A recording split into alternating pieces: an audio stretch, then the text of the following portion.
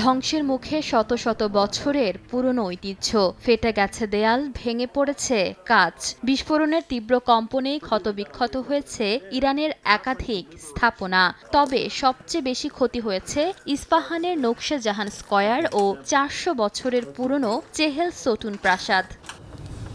ইরানে যুক্তরাষ্ট্র ও ইসরায়েলের হামলায় ক্ষতিগ্রস্ত ১১টি ঐতিহাসিক ভবন চিহ্নিত করেছে ব্রিটিশ সংবাদ সংস্থা রয়টার্স। বিশেষজ্ঞরা বলছেন, বোমা সরাসরি না পড়লেও বিস্ফোরণের কম্পনে ১ কিলোমিটার দূরের ভবনও ক্ষতিগ্রস্ত হতে পারে। আর সেই কারণে এত পুরনো স্থাপনাগুলো বড় ধরনের ক্ষতির মুখে পড়েছে।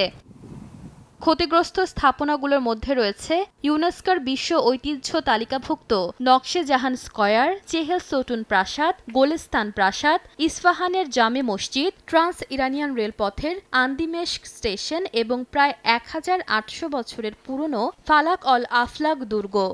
ভোগান্তি ভুলে চলে আসুন রিগালে, ওয়ারেন্টি সহ স্টাইলিশ কালেকশন নিয়ে রেডি রিগাল ফার্নিচার। ইরানের ইউনেস্কো প্রতিনিধি জানিয়েছে, পুরো যুদ্ধে দেশটির অন্তত ১৩৪টি সাংস্কৃতিক ঐতিহ্যবাহী স্থাপনা ক্ষতিগ্রস্ত হয়েছে।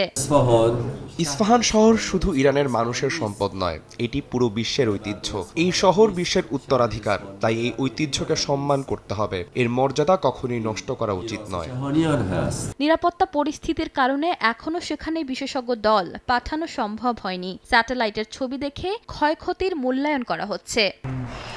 প্রত্নতত্ত্ব ও ঐতিহ্য সংরক্ষণ বিশেষজ্ঞদের মতে, অতীতে এমন ঐতিহাসিক স্থাপনাগুলো সাধারণত নো স্ট্রাইক লিস্টে রাখা হতো। ১৯৫৪ সালের হেগ কনভেনশন অনুযায়ী যুদ্ধের সময় সাংস্কৃতিক ঐতিহ্য রক্ষা করা আন্তর্জাতিক আইনের বাধ্যবাধকতা। ইচ্ছাকৃতভাবে এসব স্থাপনাকে লক্ষ্যবস্তু করা যুদ্ধাপরাধ হিসেবে বিবেচিত হয়।